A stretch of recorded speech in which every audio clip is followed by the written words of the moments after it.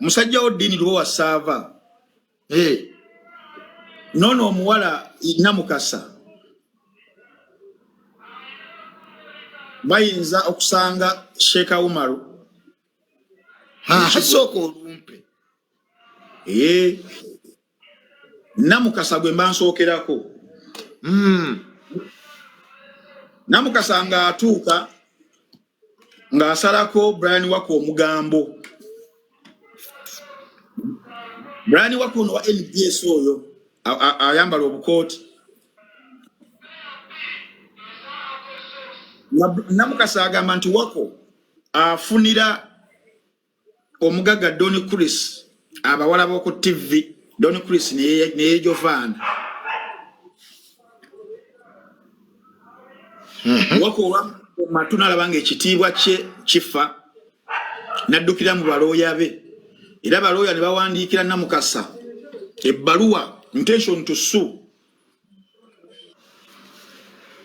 nga Brian Wako yetaaga obukadde 5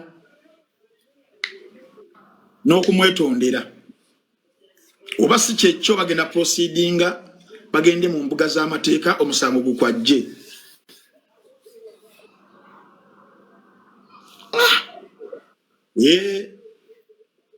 Brian Wako yalopa Namukasa. Brian Wako yalopa Namukasa. Ajabi tebyamubuulire bawala akyabo abakola ku TV enaggulu bawa Donny Chris. Donny Chris ye yagala ekiro kyonna nga akuba enkudi. Abawala ba NBS ababoogerwako oba nange mbyogere ate we nabyogera ate nga nange bampeereza ebbaluwa intention to sue kyokka nga ndi mu kudeciphinga bbaluwa ya Wako sina buzibu naawe nze nnyonnyola abantu Wako ye communications director nanti wa Donny Chris ye second in command.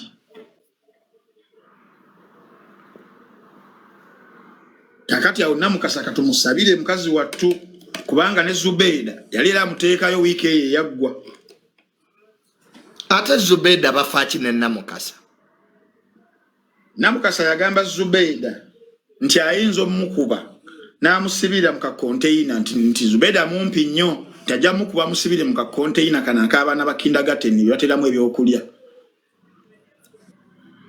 Awo Zubeida n'agamba tondabanga ngenda kusuuwinga.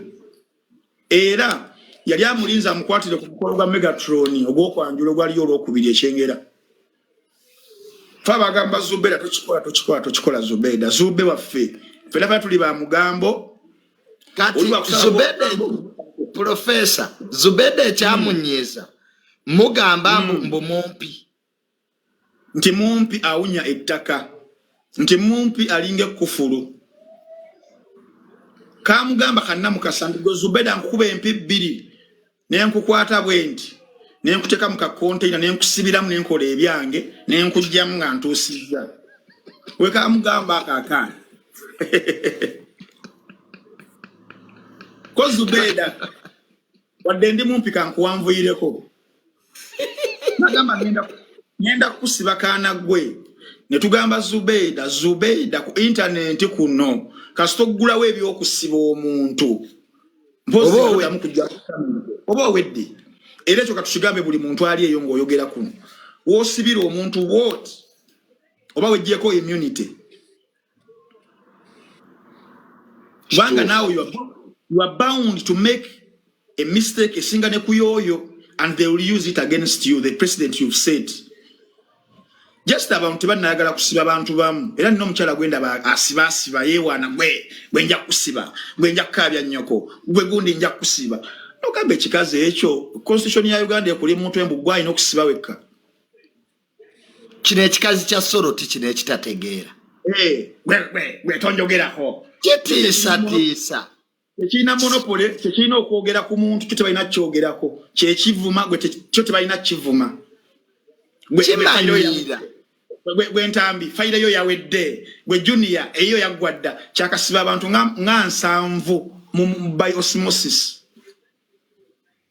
kimanyira wano wekyazaala mu Jofule Lutaaya omwana nga tekyabyogerako embwa eyo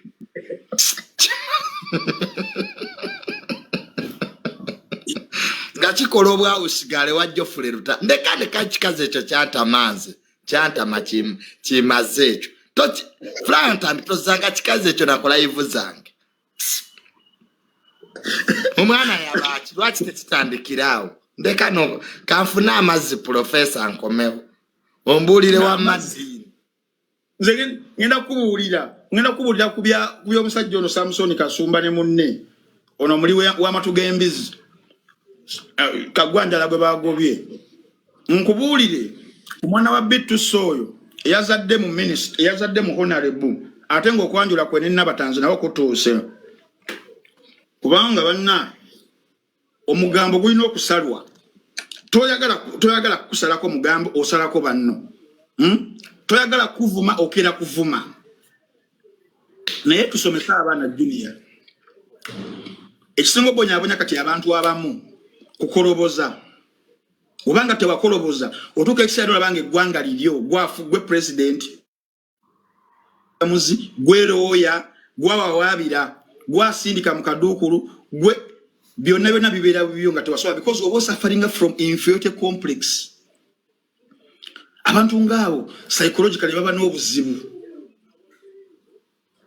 buli saawa ayagala alage dominance ye ku banne ayagala atekewo that fear factor era kanga nyo era singa omujjako kyokanga ekyo taba na kiddako kati ayagala trading okanga okwo gwenja kusiba nze namugamba ntwalayo nsibe ntwala fayiro yange nina looya mulamba in fact mukama yanyamba nnyo kubanga nasoma n'abantu abali formidable nina looya mulamba muta council nalukola luyimbazi yangamba ntambi ubwerere yena kusiba bwerere wendi because twogera byanjwanja fa abamu tetubyogera byanjwanja era nzagala ina okunsiba n'ekyo ekikaze kyonga kyagala okunsiba akwate bukwase fayiro agende akole buli kimu ampite nakolo council nalukola yero yawo council luyimbazi ngoli wa mani flat professor ngoli wa mani kwe kusoma junior kwe kusomesa abaana oyo tuina history atugatte owema bega mungi nnyo yangamba oli kulindi kuliteina ye ali kuliteina yange kubwerere pro bono era obojjo okunyingira osooka mwoyo era nemugenda nemuwoza oyo gunsinga nga ngenda nima sinza abeera asoose junior oyo nga yitewo omulamuzi wa gunsingisa ngenda bugenzi nengamba mpe uniform ngende nime nesi papa jali banja Nelson Mandela yamala emyaka 27 nze ngontisa tise komera inze ekomera wali abaliyo baki si bantu ne olina kutisa tise komera gwenja kusiba bwe kansubire family seweze sedeze mukwano o tisa balala abamu amateeka tumanyi media lo byetwogera tubisengejja tubimanya okitegeera kakati awo obutasoma oli asobola okukuba nga tayogedde na kulinnya lyo n'opapala n'ogenda mu kooti ne bakusinga n'omuyiririra tibamanyi nze nange sebo kyali kingamba mbu kijja kunsiba naye kigago olinga amazi genda osibe ennyoko kyangamba mbu fayiro yange yaggwa tamanyi na kuwandika kigambo fayiro awuza yaggwa erawa ankuulire fayiro ezaggwa fayiro ya Frank Antambi yaggwa fayiro ya Tamale Meyundi Junior yaggwa fayiro ya Kasuku yaggwa fayiro ya Sayimbo yaggwa fayiro ya Pano ya Feona yaggwa fayiro ya Maulana yaggwa fayiro ya Donasia yaggwa fayiro ya Antikaduka yaggwa yeye asiba nagambi inferiority complex otuka kasera n'olaba nga gwe president gwafuga gwe deputy gwe Kadaga gwe mama Amongo gwe Magogo byonna gwobiri gwe byabakama yegwe Kasayija byonna abeeyita yeye igwanga liri mikono gye butasoma endwadde embi junior obutasoma ndwadde embi n'obo ina sente ng'ozirina sente ng'olina buli property ogirina naye mubasoma era owuliranga todyawo era kikulumiriza mama Fina yakyogera mama Fina yagamba nalibadde mukazi nalibadde neeyagala nnyo singa nasoma naye ntuuka eyo nga n'oluzungu sobola dduwanika yabyeyogera mama Fina era yena agamba ajafisa obudde adde yasome obutasoma kintu kibi nnyo. Okiraba ng'ekyokusaaga Junior bino ebyobugagga obiraba abantu bebewaniramu abuli nagamba bwe basoma nayo onsinga kinine motoka ebyo ebyobugagga osobola okubifuna enkya oba ne biva nawo. Okitegedde ebyobugagga oba nabyo leero enkya ne bakulangirira mu balonkupe olw'ebizibu eby'enjawulo. Naye okusoma emyaka 18 n'okubazi winter ze wakuba pa ku zino degree gye basazizzaamu. Musajja yakuba winter we degree bakisazizzaamu eyakayiwa. Va kwabo twogera kufa abattabbooko. Togenda kungattawo paka ng'obigenze mu 18 ate olina okuyita.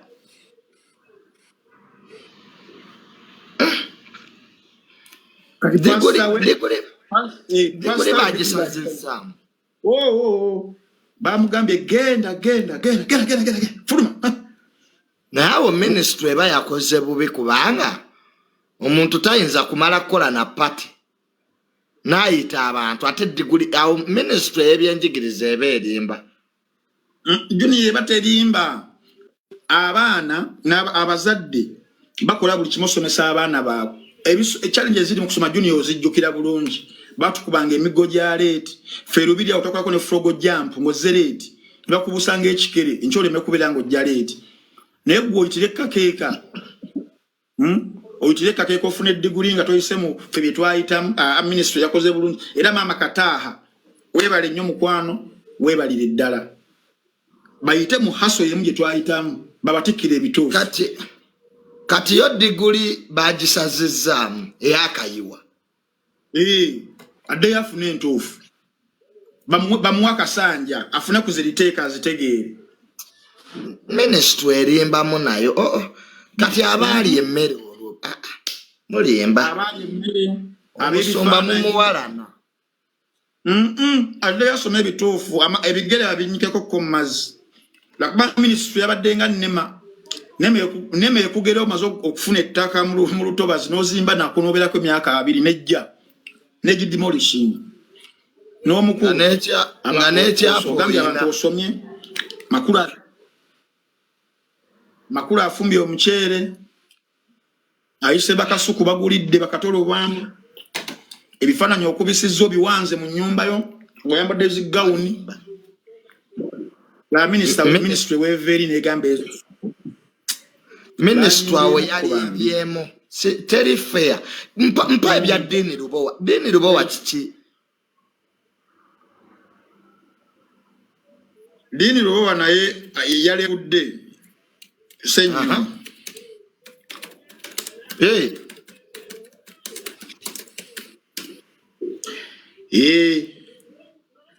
yamulebula Senyonyi yagenda omusiba era Senyonyi yennyini bisekezi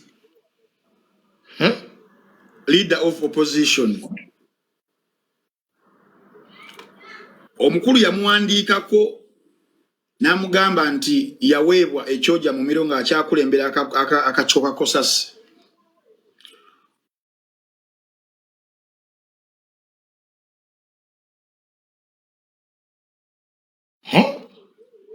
mu shows za Dini Lubowa zabadde ng'akola n'agamba omusajja ayina bwino yaweebwa ekyoja mu miro ekikunukkiriza mu buwumbi okubeera nti n'ensonga ezo azizanyira ku sayidi y'abali banne abalala omukulu naye kye yakoze n'ayita mu bannamateeka be n'awandiika notice of intention to sue ng'eva ewa George Musiyolo yawa NUP oyo beyita ba PES advocates bajiwandiise ng'ennaku z'omwezi 27 lunaku lwakumeka lwajjo lwakuna 27 ogw'omukaaga 2024 ng'egende wa mwami Dini Lubowa Sava nga bamugamba notice of intention to sue ebamuwandiikira ne bamugamba will represent the right honorable Joel Senyonyi leader of opposition in parliament on whose instructions we address you ku biragiro bye wetukuwandiikirira bino nti nno ng'ayita ku mukutu ogumu ogwa the investigator updates gwa mukulu Stanley Ndawula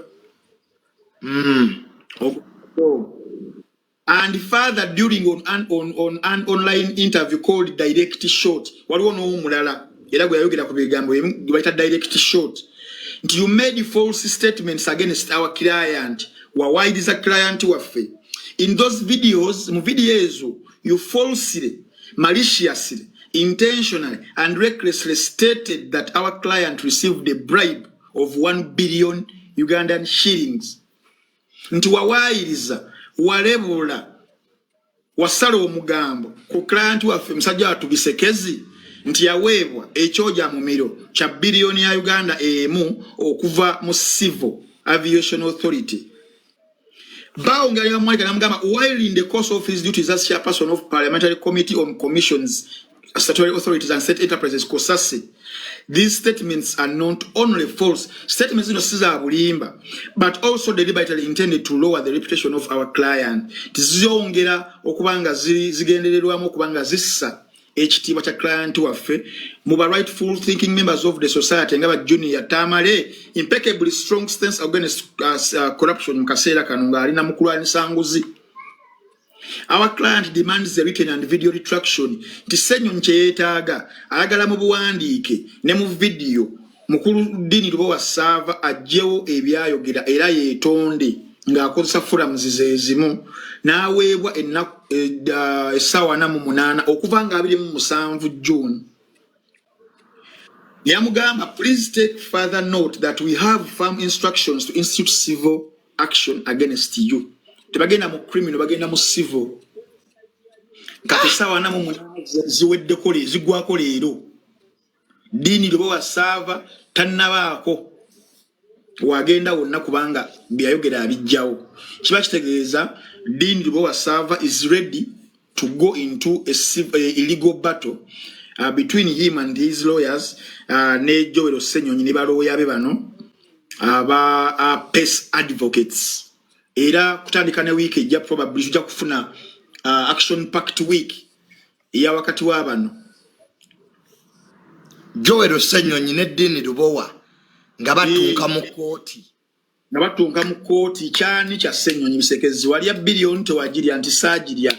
Gwe yagamba nti nagiya leeta obujulizo inayo ka video inayo ki Dini wanaabera abirina byonna nga bitukubira ku mmeeza kuba yatugamba abirina. Awo kyetulinze. Obadde oyagala kumba. Musajja wo Kagwanjala. Naye bamugambye mukulu Kagwanjala ogira omuzenjala ennaku 14. Kagwanjala bamuwummuza ku NBS. Bamuwummuza Kagwanjala era essaawa zino ali mu kufa njala. Nsonga ki? Futu soja wa Mpuuga.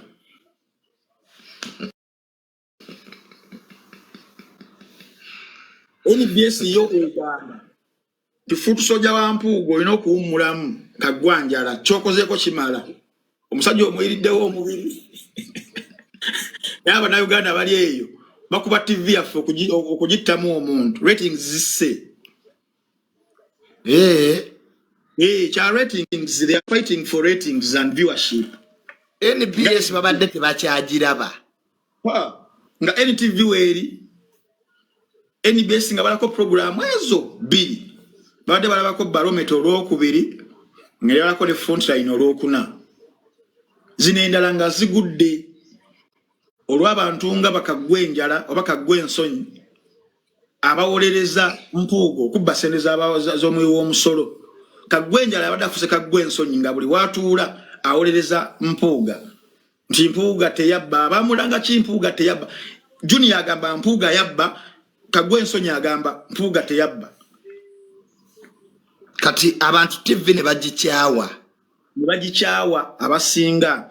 Kati mu ngeri y'okwagala okuzuukusa abantu okuddamu okujagala nga balina saddaaka y'omuntu omu. Ne basaddaaka Kagwensonyi, Kagwanjala. Naye amugamba ennaku 14 musajja gwe tuuze engalabiyo wali. Era essaawa zino ali ku faamu yali mu kuzaalisa nte. N'ebifaananyi abitutuulayo. Yazisokoolayo zennyini omuntu n'azireeta n'aziwa n'ennywanto. Kagwanjala. Bagamba nekumukutu gwa X oba yali Twitter mbw'abadde awuliriza nnyo Mpuuga. Nejabadde aliira embizzi ku Papa Po nga kimu bibiri mpuuga teyabba baleeta amatu omusajja akyayimba mpuuga teyabba baleesa ebiyindo by'embizzi akyayimba mpuuga teyabba ne bagamba ono ng'asusse Foot Soldier ng'asusse nnyo kikyamuwesa n'obwa MC ku mukolo ogwa mpuuga yali MC ko Kaliisa kantusaddake muganda wange abantu bakomewokomewo nenga NBS ya just kwagalira musajja watu kagwanjala kuba ba Samson Kasumba bonna kyekimu kye bakola ne ba Samson bade bawuliriza mpuuga Samson Kasumba ngoyinzo mujja ku mpuuga oyo lo budget Barry Francis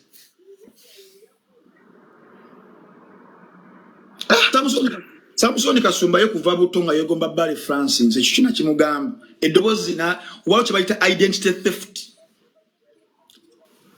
ebigundi bye yali akola ono Dr. T ngabye edobozi ya taatawo walina ogenda n'omusuwinga identity theft tafu bili ye mugobe bamususpendinze bamuwummuzaamu just naku 14 yakatolako ennaku 3 naye enjala emutta kagwanjala enjala emutta agenda kufiira ku faamu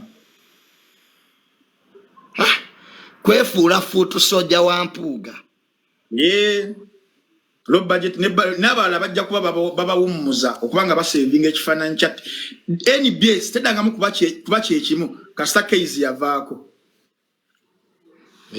Kaizi bo bagenda ne TV NBS yaddamuko kati ni emabega nnyo Kaizi entertainment mu Uganda nga amukutte mu ngalo ze bwati ebyaddala Kaizi oyo entertainment ya Uganda bala press conference ezo nazo nezalinga we z'amaanyi Kaizi ng'ajja n'azimiramu ne zinyuma ne zigenda mu maaso labe ssaawa zino ebiriwo ate Kaizi we yabeerangawo nga balowooza talina mugaso ne Kaizi we yava ku TV viewership nekka era nabalaba nga bali mu kubeera nti no bayiya Professor Isabire Jowero n'akolakola bu start yawo NBS eri number 1 ono Samson Kasumba yasinga gasoma eno program ngobimanyi bisasulire ninga amazima Zahara Toto yagenda abantu babiri mu entertainment kasaba avao Kawalya we yavao Toto ebibega naye ne bimuyinga wavuddewo utaka NBS nalala entertainment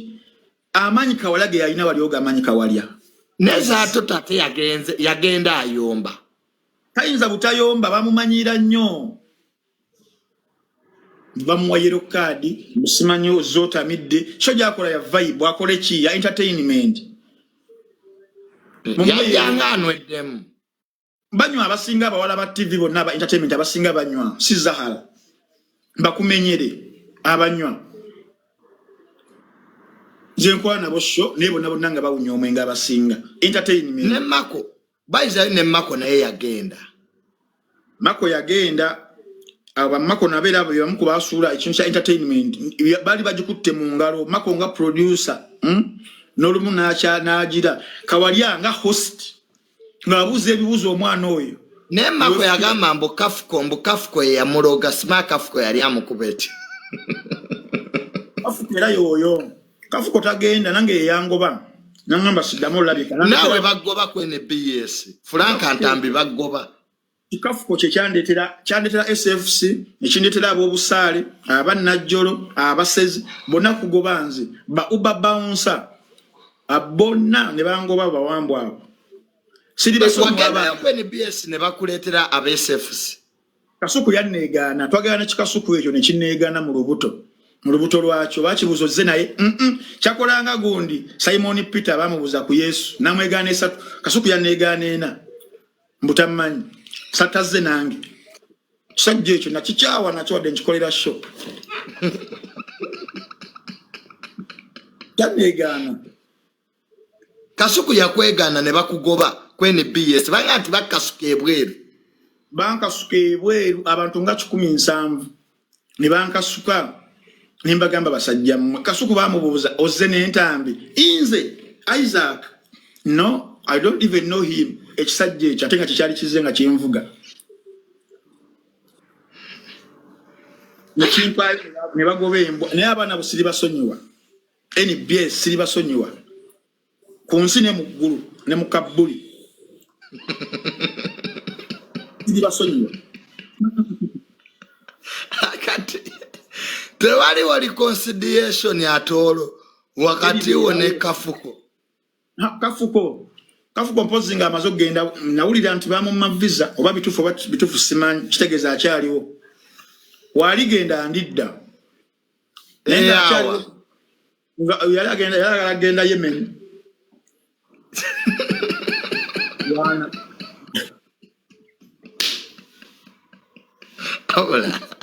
wabula musajja wamanze kafuko mukwano gwange nnyo nkutumiddeko nnyo talina mukwano ojja kumbuulira oyo kafuko mwawonyerera omwo n'awonyerawonyera talina mukwano musajja kabi nnyo kangoba genda lwamukyawa bukyayi nali manyi byakusaaga nti NBS yagoba naye bwe naawe okikonfamiza bagoba embwa naye gulina Simon antwala ku BBS era buli bamukagambaayo lwakuba nawe era ndiyo kaseera katono nawulirako bya BBS tubireke engeri gy'okolerayo bane YouTube ya Simon bagirabye tebannagiraba Simon YouTube ya Simon agiraba nga Kadaama agirabako bwatu bagibye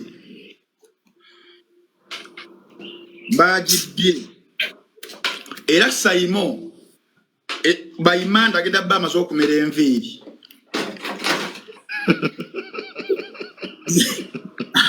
akawala takagenda kumerako enviiri wabula ndeka olaba tuli mu nnaku wabula gwe Ntambi ndeka olaba tuli mu nnaku YouTube ya Simon bagibye kati weeyogeza biki ino naye agirabanga nze abantu emitwalo 17 wakoma okukebera naye bamugamba ateekeyo nekabaka video short kaddakiika emu tasobola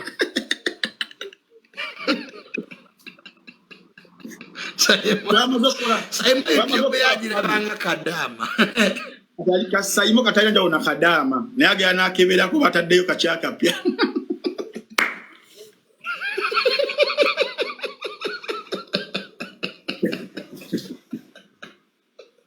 naye akebera abuza wabula Ntambi Simon naye akebera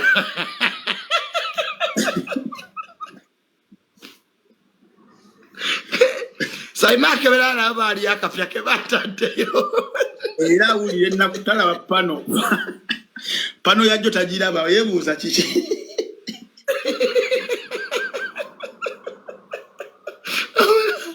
wabula Ntambi ndeka kati awo kyekisesa Ntambi kyekisesa ekisesa omusajja abadde nga agikebera okumonitaringa okulaba eriseyo $1 mmeka kati alaba bataddeyo kapyaki ebyana bya internet obimanyi bibbi ebyana byemakerere bebyagibbi ebyo nga bijikolerako nade manyi ono omukazi wa Soroti talina bwongo obwo naawe tomuteeka ate watadya bino byakikuba talina bwongo bugibba tasobola wadde okubba kakatooki kakabiriiti abeko kyakakolamu munda bino ebyana byemakerere bino byadde biri mu practical babigamba mugende mulabe channel kyeri week gyemusobola okuyingira channel kyagiyingire nekigezi kati Simon abagikeberako buli kiseera alabo beeriyo akapya ke batadde nanti ebyo ebyana bikuwambako account ebyaliko kutayako cartoon baba Facebook ya Juliana yamuterako Nickelodeon nga buli wakebera kasanko bu Nickelodeon kati Simon ali mukebera yalaba akapya ke bataddeyo bangamba mbuno nti ne Fiki Famaika ne bamubake babye kubangi abamu bazirikavaringa kati abba abane kigenderero olumu ekyokugiguza omuntu omulala oba ekyokunegotiatinga naawe omuwe kasendi bya mirundi ebiri. Waliwo abazibba nga siba wano ye ng'agibbye bubbi togenda kuddamu giraba nga ya Dr. Kwefu. Dr. Kwefu bagibba nayo. Bagibba amatu ne gagejjeza ddala weegati ng'ebiwawo by'ennyonyi. Dr. Kwefu naddamu n'akola eyiye ku 0. Kati ne Simon ino okutandika anoonye subscriber asooka nti mukyala we ajja mugamba subscribe now. Simon bamukoze bubi. Batukoze bubi. Twakamula shootinga pano yaffe gendayo omusajja agenda otugamba nti ebisajja bibbye akawunti. Nze nalabye Simon adduka. Simon bw'akuba omulanga n'eng'ani afudde. Omusajja omukulu okubamu ebiyengeyenge by'obukulu ng'amazigo okunyako makunye wooti. Nze waliwo yangaye mbu Simon yayise ku masengera awo ssaawa nga 2 ez'ekiro ng'akaaba. Yayisewo no paka eri ku Morini Saloon. Naye amugamba Simon oyisewo mbu n'akebera mu mmotoka. Imbu yabadde akebera mu mmotoka yo bamwe yagirese YouTube.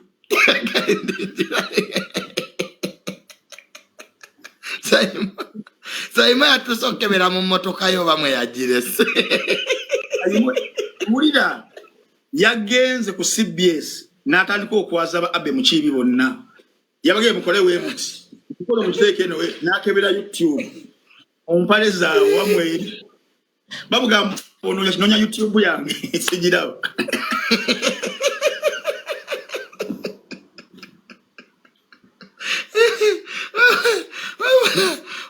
Nange YouTube eruma.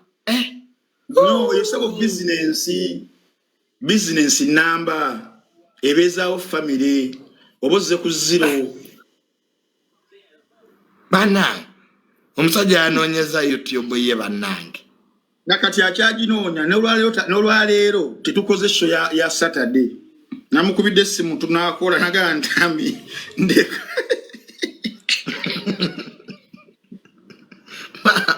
Bambi. Simon tukusaasidde nnyo bambi. Tukusaasidde naye akasuku baali bagitwala. Naye akasuku baadde bagitutte. Baali bagitwala wiiki eyo gyagenderamu eyo e Dubai. Baali bagitutte. Baali bagitutte kabula katta. Lwakuba akasuku yajja n'eddogo kisajja kirogologo omukko.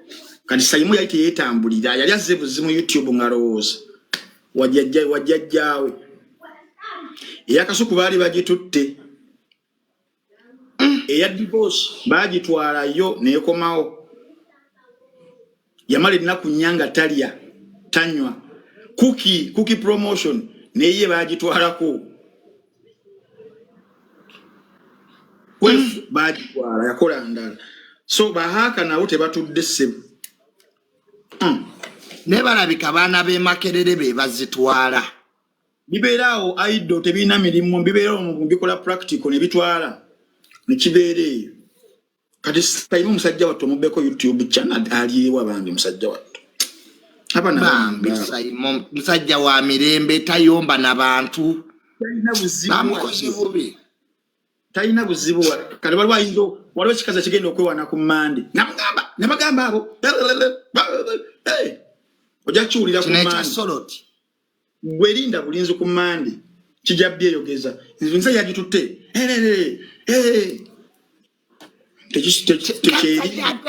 Nagamba bayitie bamwantama. Nyo cheya samya. Akitegeera. Kukisiiba. Kisiba ku YouTube kivuma ba YouTuber. Ze nabagoba ba YouTuber. Kyekiba kubira amasimu. Akiri awo kifere. Kati awo nenga Simon abawagizi ba Simon official ebyaddala nga tuze on a serious note ali mukola buli kimu ekisoboka. Channel yo weeri erabika netagirinaako access. So ali mukola buli kimu kyonna kyonna ekisoboka. Era yagambye ku Mande agenda Russia. Yagambye ati Manda agenda Russia. Bamuzigiddeyo omusajja. Yafunye bamulagiddeyo omusajja awo. Anange. Mawulire mabi nnyo bambi. Ekirala ono mwana Bitus teyazadde ate mu honorable. Ebintu ebyo bituufu. Okusinziira ku kigatto wange.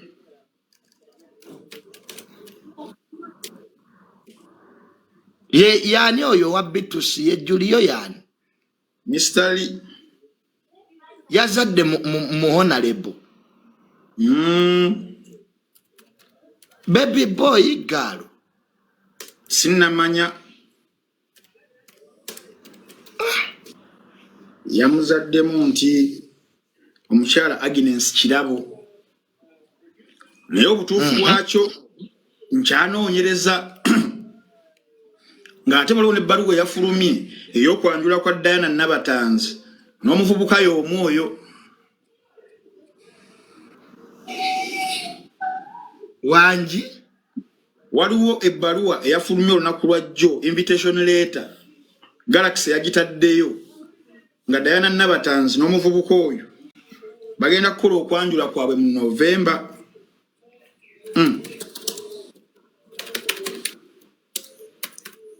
Kati right now ayina abakazi babiri, honorable ne Diana. Simanyi na kumanya ngeri gyagenda kubanga akizanya mu ebibanga bituufu, that is. Oba n'abasalira biyungu oba Galaxy yabadde esala mugambo gwayo tetumanyi. Naye kati buli muyimbi akitegedde nti future eri mu gym si studio.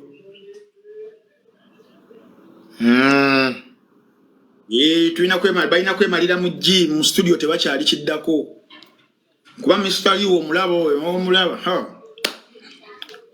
Nabatanzi mukazi wattu omusaasira ennaku ya kirwasa ekyo bannange. Omuntu alina ogiwummulizaako awantu ng'ewa Mr. Lee awo. Naye ebintu bya Nabatanzi n'oyo omuvubuka nti beerya bibadde birudde nnyo nga biri myaka kumpi 15 kubanga omwana akyali mu P4 Mr. Lee nga beeyagala ne Nabatanzi. Nabatanzi ye ng'ali mu firimu, alizanya firimu. Tya Nabatanzi asinga ono obukulu. Kutidde. Nabatanzi omuyise wa leero. Omuntu nga yaliko n'omuddugavu. Eyo fezi n'agivaamu. Omuvubuka yali mu P4 nga Nabatanzi azanya firimu za bina Uganda. Na Ahmed Lubowawe nabazanya bina Uganda. Jajjange nanfuka. Ng'omwana ali mu P4 avuga bipiira nga beeyagala ne Nabatanzi. Era omukwano gwabwe baluwasa baze ne bagujjamu gonna biganyi. Mukama kiyaterekera omwavu tekirivunda. Tekivunze kiikyo 2024 November okukyala oba okwanjula kuyengedde.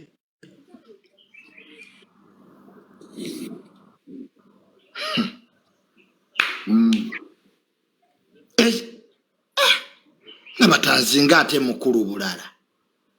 Badda ababana badda. Si bakulu badda. Bate bagala kyolira. Oyinza okugamba nti tebalikaddiwa.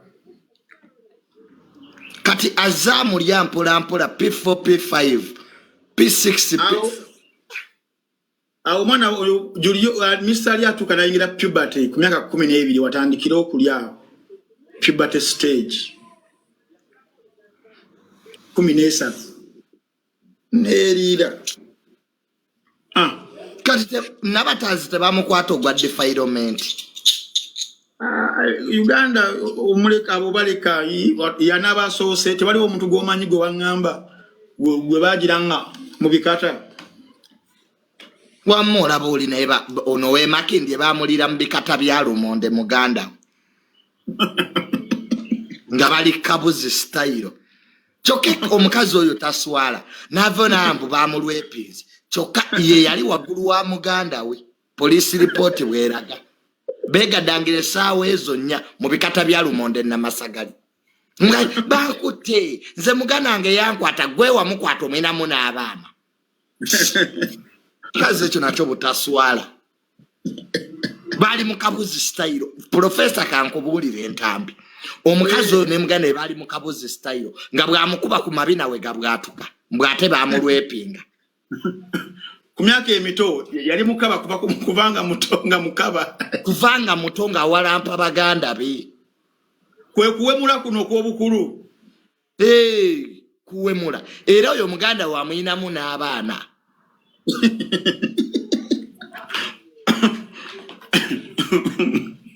fe just wama professor kankubulire ebintu wama tubyekumira ne tubeera ne information bali mu kabuzi mu bikata bya Lumonde misana tuku saa mukaaga ogw'emisana bevaako saawa 10 yabitugambira tetwabimubuuza nako wadde nabitwegambira oyo anti fulungo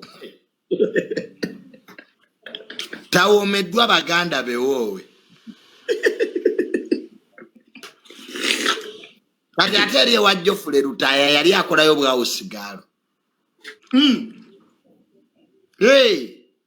nga tasiimudde tomanyi yakolako bwawusigalo nga nayewo mu Eagles yabaleetera abakazi ndeka naawe gwe mubuuza omwana yabaaki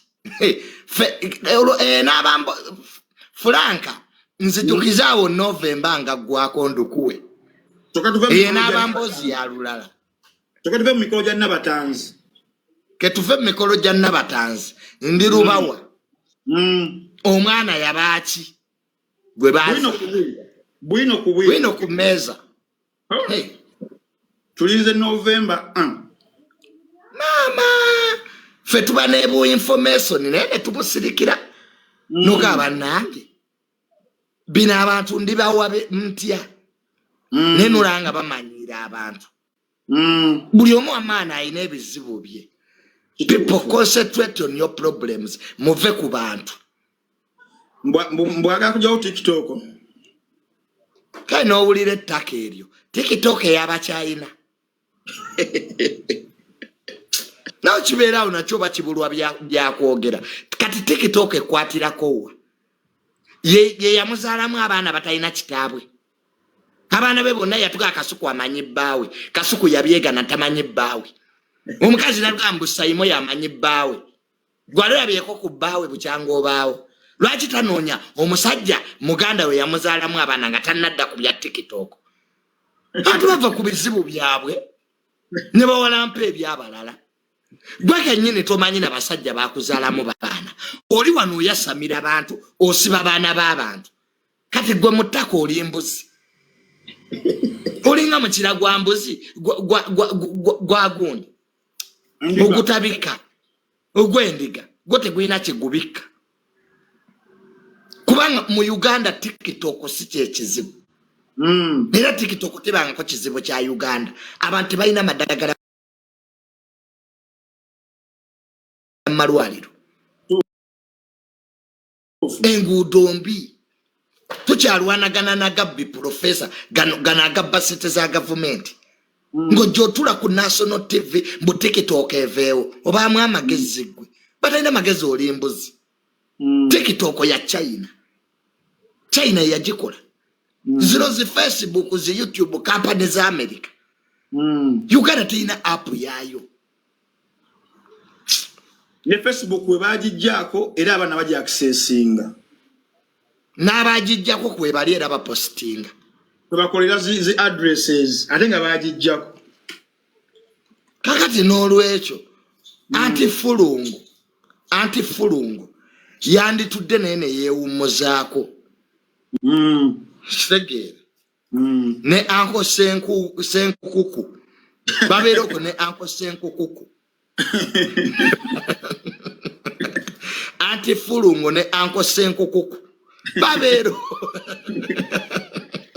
ne beekomba manyuma mbu omunyo nabyo birya ku ŋŋambo biringa ffe kati So anti-Fulungo ne Uncle Senkukuku mutusasire tulina ebizibu ebitumala ali Sekaki Professor Sekaki singa okumusesa abazungu balina olugero olugamba nti the bigger they are the harder they fall nga waliko ne presidential candidate Nemune ekyo kyajja kisenkubuge nakyo kiraka tekitegeera bulungi kale obeera otya presidential candidate nga waliyo weesimbyeko ku bwa president n'omalira ku Soroti Senkukuku Uncle Senkukuku muloge kwanze junior siza kubanga nasoma nga nina masters nga nkola n'omuntu atalina wadde PLE. It's a shame to intellectualism. Kiswaza by the ntambi ebintu bino nze nasazewo tubeere baavu but with dignity. Itofu. Ntambi banereka tubeereko n'ekitiibwa. Let us have dignity. Nenze sinza kola na muntu atasoma. Ate no baako nga tewasoma ngwena common sense. Nga you can apply logic where needed. Yes, nga toyambala gasama. Nabagamba eyo programu yabwe ya Soroti bakyazeemu abantu musobola okyaza ow'obusuubuzi ku Monday nga bwona baba naba NPS we bakola morning bullies ne bayita lutamaguzi ne baleeta ku bantu awo. Yes, abamanyi nete musobola kubanga mwenna muli basiru nga tekuliko abuulira munne w'obusiru bwammwe bukomye nga neyabawo omulimu omusumba netababulira nti you are stupid noga nti mujja lwaninga a sensible show kumacha. You can't. Nga n'omusumba degree ebagisazizaamu eyali katali gwetusobola kubanga wama oyinaki kairotula ekyo ekisajja kisenkukuku kiri ekitategeera kibeerawo wekyesesa omunyo ebisabibaddemu omanyi wekigamba ebisabibaddemu naye kati awongoyiseewo. I don't know bewitched that man because he's tremendous stupid, absolute stupid. Omusajja yawandika ku mizanyo gindiwulira kati yeta kyawulirirako dda. Ffe mune twakula twegomba oyo omusajja. We had respect for that man. Omuntu muwandiisi erwayita. Senkukuku yali muwandiisi. Nga you can say sensible man. Yesimbyewo ku bwa president ngoloza alimu ku magezi. But he has messed up himself with those idiots. He deserves canes. Ompadde erinnya Senkukuku.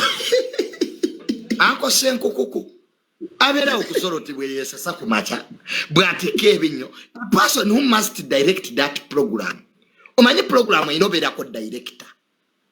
Asettinga pace. Ndaba bana ba NTV nga bakola shows ezo. Ogenda omulaba waliwo asettinga pace. Program eranga eri waggulu n'agikakkanya. Kati nga bw'olaba ezo zi barometer. Waliwo etuuka n'ekwata omuliro. Naye nga moderator nti ali professional. Ogenda omulaba ngafuna engeri gyagihandolinga nekkakkana. Okitegeera. You can't be both of you are stupid. Mumanyira abantu buli kumacha. Mukomba abantu mabina.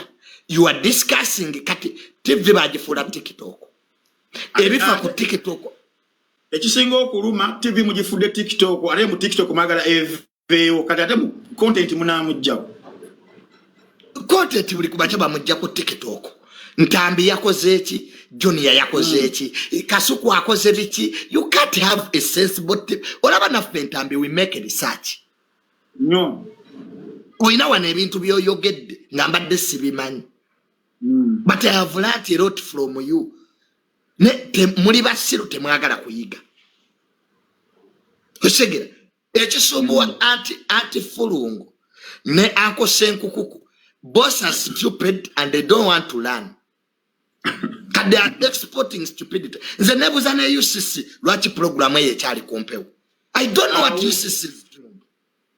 UCC Executive Director Mwami Nyombi Tembo musajja wattu ali mu katuka amaanyi kubanga on the other hand olemezzaako show eta meeting na minimum broadcasting standards bateekawo even academic qualifications for abantu abahostinga shows ngezo but someone wadde omujiji ogw'obwereere tagulina nti yagusoma ali ku TV nti abulira abantu mu communication UCC ng'ovaayo mu UCC oyagala ku regulatinga media mu Uganda ng'ekyo ekizibu kyaganyo kisolovinga mukulu wange Nyombi Tembo obbi wange nga tukuwa respect fe ba obbibo Nyombi Tembo ng'ekizibu kya TV eyo n'abakozi baakyo ekyangwe ennyo bisembayo oganyo kisolovinga obalese babeerewo noddawo n'ogamba bannayuganda bannaye njagala ku regulatinga media. You cannot. You can't have your own cake and then eat it. You can't. You can't. Nze nakagenda ku UCC emirundi ebiri over that program. Why do you allow these two idiots, these lumpenis, to export idiots in the morning? Zonna program ezikolebwa kumacha zino kubanga zikolebwa bamanyi egwanga kwerizo okukira. But you can't find atasoma. She never had an opportunity to go to school. Seated with another lumpen, disguising as a program. Which type of country is this? It's serious. Gafabasoma, we are here. Abana bakoze mascom tebalina mirimu. Tebalina.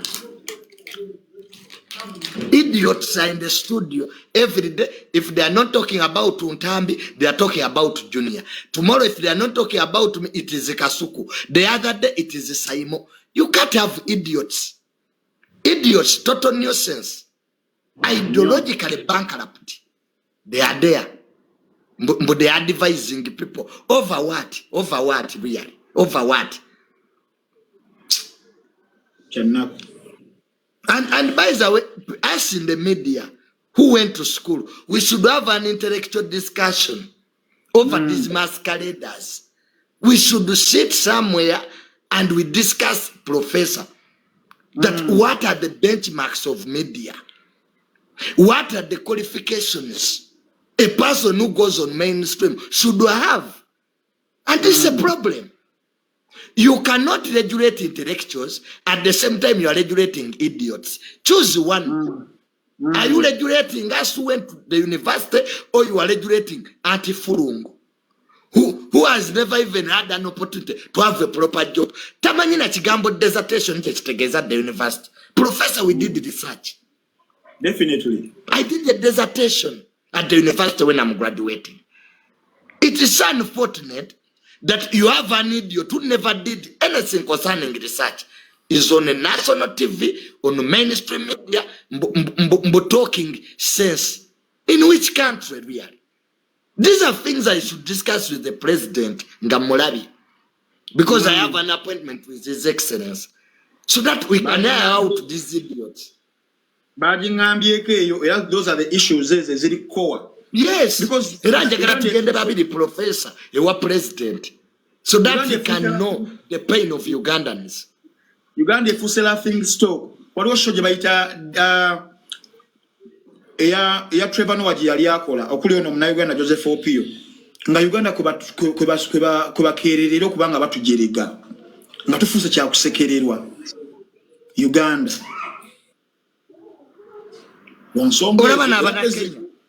Olaba n'abana Kenya professor batu Jose nga bavuma in the whole of East Africa. Uganda was on the center stage.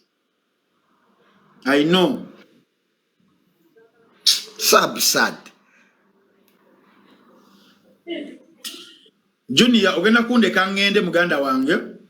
Kale kankute professor. Amina neyanzika kakisa kompadde okubanga nsitanye ensonga ezenjawulo. Kale weebale nnyo professor okubeerako wano era ba follower ba viewers bange sebo. They appreciate your time. You are one of the most intellectual people we have in our country, and keep it up. We have loved the research. Era tusembe tugamba Centenary Bank. Mu buwombe for Wechitalo Centenary Bank. I'm Joseph ndi mu Katuliki. Nina sente mu Centenary Bank. I have accounts there. Central Bank tubasaba mutule n'omukyalo oyo mukwate sente ze bambize mwamujjako mu milioni za 26 25,900. Yes.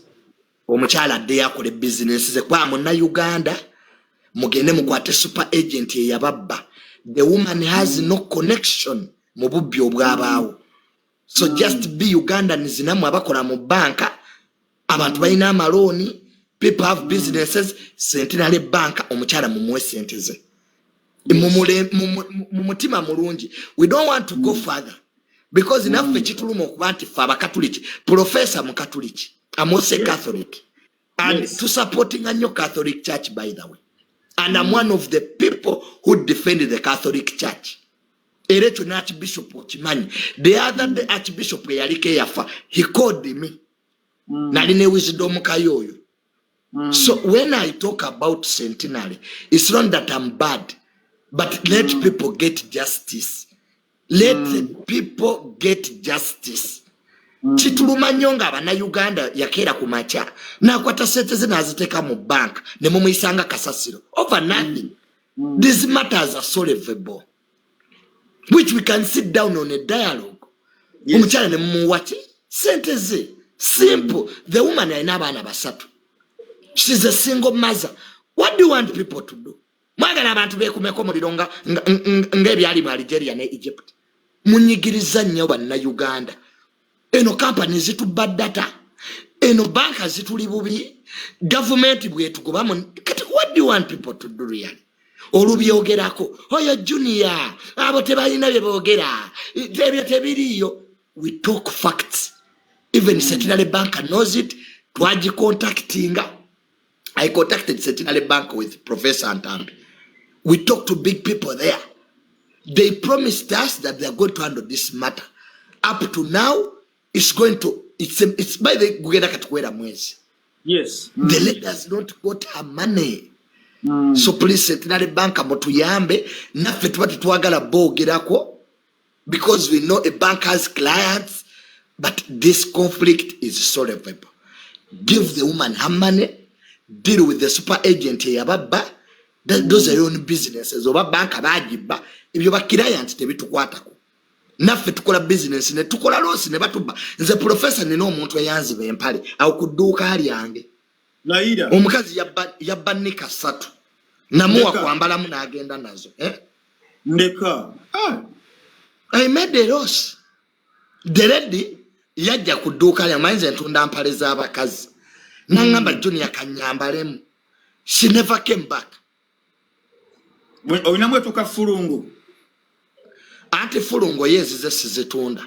Kwa saizi ye bagikolera Malaysia special order. Kazi echo kyantama. Ate nze professor kankubulire before I leave this world that woman will pay. Nzo omukazi oyo antamanyiza n'omuwa obutwa. Sina mpale tuuka anti fulungo. Oyo agende ku kyalaani special order ziva Malaysia ezize. So muna omukazi yanziba. The lady yabbanika 3. Kati ekirungi I was there. Kati onomwala akola mu dduka lya nangamba junior the woman has not returned the knickers. Nena gwa mu deficit omwezi ogwo. Era ne effiries zisasasula. So necessarily not together. These businesses we all make losses. And it's normal in business world. Centenary tereze butereza system zayo nti omuntu wajjo kwezidowinga sente ekyuma kimwe that exact amount. No mutaiza kujja mbukadde 3 ate ne mumuwa 3. Then the bank has a problem. Junior kankwerekereze muganda wange continuing ne audience ye no bambi kanziruke kale. Yes. Oyabadde Professor Frank Antambi Warren Baukeza. I love him because he's one of the few young people we have. Abali very objective. That guy is very intellectual. And Ugandans don't respect knowledge. Mbamani. Oyo Ntambi. Yavudde what knowledge is knowledge. Omuntu waba ina kyakusinga munsi mugule ko mukwano. That's why many of you musigadde nga bwe muli. Nze bwe nategera nti Ntambi is knowledgeable. Namufuula mukwano gwange. I have learned a lot from him and he has learned a lot from me. There is what we call competition and conflict. Bintu bibiri byanjawulo. We are competing but without conflict. Gwomuntu oyagala omuwalane. Abantu muvuma bavume kuba basinga. So me and Ntambi, we are competitors. But we are not in a conflict. That's why muyigirako ebintu bingi ajano ne mukolaki ne muyita. Okitegera. So sekitu ekyo mukitegeera. Munsi towalananga muntu muyigireko. Nobeerawo emyaka gyo ku nsoji wazo owalana. Owalana bakwano bo, owalana baganda bo, owalana gwe munsi onaabaaki. Abantu we muli kitegeera nti ensi tugiriko kiseera kitini. It's very useless of you okumala obudde bwongo owalana abantu. Mujja funa emirembe. You will get peace. Negwe nomala buli kiseera you are in competition, you are in conflict mukwano. Ensi tetambula bwetyo. Ensi tetambula bwetyo waliwo ekiseera wotuuka n'ofumiitiriza. Mukulu wange hamu yawandiika ekitabo based on reasoning and reality. Natusomesa kibaita okufumiitiriza. Kibaita critical thinking mu luzungu. Ebiseera ebimu mufumiitirize. Omuntu ono muwala naafuna ki? Abantu muwalanya abantu tebalina kye babakola. Just because the person is better than you. Muyigireko. Make people your friends. Instead of okubeera awo osibe emitaafu. People tebalina budde bwammwe. The day people you realize that people don't have your time, ojja kulebe kutwala maaso. The problem is you think people have your time. Yet it's a vice versa. I no longer waste time with people. Anjagale, atanjagala agende. Kwa abantu balina budde bwange. Munnaye nali manyi nti people have my time. Obeereyo, owalana abantu bonno tebakuwalana. People don't even know that you are annoyed with them. That's a bitter fact of life. Obera nga wanyigira omuntu nenga tamanyi na kumanya nti wamwanyigira. Kati obudde omala bwaki. Why do you waste time? Why do you waste time? So, bamekwano. Nze kigamba nnyo abantu. Buli omu akola ebimutwala mu maaso. Abantu bano boliko si baana bannyoko. We all come from different families and different backgrounds. Abantu bagenda lowooza nga bw'olowooza. Thinking differently is part of life. I'm a student of psychology. I'm a student of reality. Psychology buli omu alowooza bulala. Kebe kala. Omuntu ayinza okulaba kala enjeru n'agiyita mmyufu. It's normal. Kakati mwe muli eyo oyagala abantu bakola ebintu nga gwe w'obyagala mukwano tekisoboka. Ne wegaba maka. Ngoyina mukyala we era mulowooza differently. You have different opinions. So that's the basis of life. Ekyo bwe kikulema. That's the basis of life. Different opinions. Kaze baraba oluse mumanyira. Engineer, biki byoyogedde nga sibitegedde ani agato you not bitegera. Who told you must understand me? Who told you? Kamanyi muyina akamanyiro. Ani agato you know kuntegera. Who told you even that you must understand what I say? Boba tontegedde genda motoyo opame olidde olulala. You'll understand me later. There's a program zenkola. Olumu osana genda ko motoyo omala okupama. Ofumitirizo dondabe. You'll understand me. Wano omugenzi Isima yabagambanga ebintu nga mumuvuma yamala akufa. That's a typical Ugandan. Omugamba ekintu ekituufu because of ignorance and idiocy naku down playing waita webanga. Isima nno yabitugamba. Kale Isima yabitugamba. Omusajja ali wano nga mumuvuma. The late Isima was here telling you kati muzabu video bwe. I saw him nga nebyabadde Kenya Isima yabyogera kodde. Because you don't have critical thinking. Temufumiitiriza. Kati nange bwe namala okufanga mojja. Yomanyi Juni yabanange tumufiiriddwa. Banange omwana oyo. He was an asset. Give me my flowers. When I'm still alive, musiime nga nkyaliwo.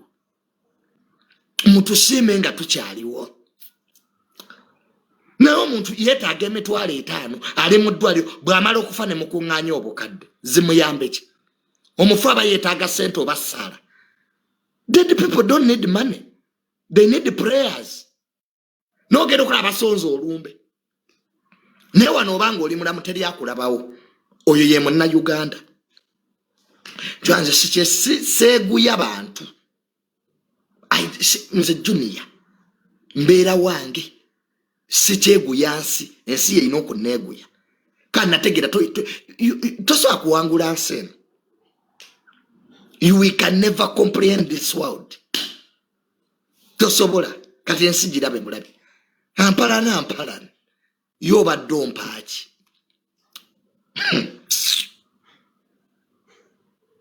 Nebeerera mwange munzikirize ebye Uganda byonna tubimulungudde wiiki eno mwekisegeera naye nga kyo sipiika the right honorable Anita Among ebigambo bye mwayogera gye mwali byo tebyali birungi. Luno olukuŋŋaana lwe mubadde nalwo olwengo namba 3 tayogera bw'atyo mbu omubaka mbu bwabba mbu n'aleetera ku balonzi mbu tekiba kibi. Sipiika tuleke. Corruption ina definition. Corruption has a definition. Acts that qualify to be corruption are known. So don't justify corruption. Era ebigambo ebyo sipiika tubivumirira bye wayogera. Obubbi tuli mu lutalo lw'ababbi, buli eyakwata ku ssente z'omusolo alina okulabisibwa. Tuli bakwata mu gavumenti eddako. Ne toyinza gamba nti omubaka bwabba munaatwalira ku balonzi mbu kiba kituufu. That's wrong. Era gavumenti ya President Museveni tekikiririzaamu. Era President Museveni takitugambangako. He has not called me to tell me nti Junior, that's right. So abali b'enguzi mu gavumenti eno oba oli wa PLO yunga wayingira Patriotic League olowooza ogenda kwekweka mu General Muhoozi weerimbi. Teri mubbi gwe tugenda kuttira ku liiso. Nakulabye Kabanda oleeta olugezigezi gwe sekuritale wa PLO. Ffe tetwayingira kuwagira General Muhoozi lwa bibiina byammwe. Bweza you are secretary or not, we don't give a damn. We don't care. General Muhoozi tumwagalanga muntu. We love General Muhoozi as a person. Silwa PLO. So ababbi abali mu PLO abalowooza mbu kubanga Junior mbu I support General Muhoozi. I will not talk about nja kwogerako. I will talk about you. I will talk about you. Tewali mubbi agenda kwekweka mu PLO. Ekyo kyonkubuulirira wano. Era General Muhoozi tannankubirako. He has not even called me to tell me, Junior, leave this one. Kwa principles za PLO zimanyikiddwa. Zero tolerance to corruption. So ababbi mugire mwesege mangu. There will be no safe zone. In the war on corruption, tewali safe zone. Whether you know General Muhoozi, whether you are put the government in war, as long as the police kwata bweti. Nga bwe yakutte bano ne bakuteeka eruzira tojja kutubuulira bya PLO. Tojja kubitubuulira. Manyi mujooga mbamanyi mumanyira. Mujooga. Ffe tetuli General Muhoozi tumwagalanga muntu. With or without Patriotic League. We have supported General Muhoozi from day one. Ekisooka tumwaga kati twatayina kye yali atukoze. Nze sola wala najje neemuke mbukuba mutabani wa president. How can I be jealous on Jesus because son of God? I can't hate Jesus because the son of God. I'm also son of Mirundi. I'm son of Tamale Mirundi Senior. Son of the great Yohana Mirundi. Grandson of the great Yohana Mirundi. That's enough for me. I'm Tamale Mirundi Junior. Son of Tamale Mirundi Senior. Grandson of the great Yohana Mirundi. Those are my titles. For the tweetaga before. The world gave us positions already. To be a leader, you don't need a position. Fensi yatulonda yatuwagala. Njogera ekigambo kimwe ensi neewulira. That's a gift from God. So n'olwekyo parliament mwetereze bwetereza okitegera nalabye attorney general ayina amateeka gayagala okulongoosamu yes attorney general kyewakoze kirungi I want to make some good mwineyo baloya gye mutula amateeka mugaterezeemu parliament obuyinza erina bungi awo nga tuvuddewo katono nalabye babulusiri bavuma Kasuku mbu yabavumye Chandiru Jackie Chandiru yagaye mbu baba mbu mwamuvumye mbu Kasuku mbu yabavumye winawuliddeawo naye Jackie Chandiru tanaba kutereera bulungi tomanyi muno Jackie Chandiru yafunamu ko ku buzibu n'abeerako ko mu facilities ziri kati amanyi okulira kusinga naddamu n'afuna obuzibu kati performance gye yakola ku Sheraton teyamuleka kyekimu wayezimu zaanoba katulinamu in fact nagamba Ali Alibai yategeka show eyo ne mugamba singa shebere weddi omukyalo oyo mutwala omulekoko ng'omwezi gumu yali yakamala show ali mukubanga akola interview buli kyogerwa akitwala the other way njavumiddwa in fact before the show Junior jukira bulungi ku federation omukyalo oyo bamuteeka mu kamera n'agamba abamawulire twali tugenda mu depression n'agala okwetta emirundi 6. The woman is suicidal. The woman is suicidal. Yagamba abamawulire bamuteka mu depression n'agala okwetta on 6 attempts. Nga buli wabeerawo n'alaba post ya Junior eyo nga agenda afuna obukere ndagamba kanneje mu bulamu Junior alaba byanjogeddeko. Aba asmart to say ekyo abali ku Twitter n'alengera ntambi nga ataddeyo naye nafuna omugwa nakkirira nago wansi yetuge. Abali awo n'alaba ku TV nga gundi amogeddeko nafuna ejjambi ejjeko omutwe obulaga abujjeko ye Jackie Chandiru. Tudiringa ne character eyo muntu abadde suicide afunye suicidal attempts ebirowoozo by'okwetta okwejja mu bulamu ebiyitirivu kati buli kyomwogerako oba omuvumye oba omulebudde oba tomwagaliza ye Jackie Chandiru n'agamba mbu yagambye mbu wange naye nga yo performance yabwe wagiraba otya? Performance of course yali nnungi Blue 3 nga yo Blue 3 okuviira ddala mu nteekateeka yaabwe its inception mu 2004 abawala abo ndowooza okutuuka okwawukana mu 2008-2009 awo yali girl group yali esinga amaanyi mu region yaffe ya East Africa. Togera ku Jackie Chandiru tanabanga kugiramu bwongo wano ndi ku Jackie oli omukadde. She was a very, very nice vocalist and a performer. Lilian Mbabazi, a great vocalist.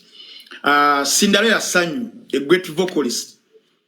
Kati mukwawukana kwabwe mu 2008 awo 2009 ne baleeta omuwala oyo Maya akawala kakali akalungi okajjukira akeeru kaje kajjukira bya Cindy nga tekasobolerako ddala era in fact balina proposal okukola Bluetooth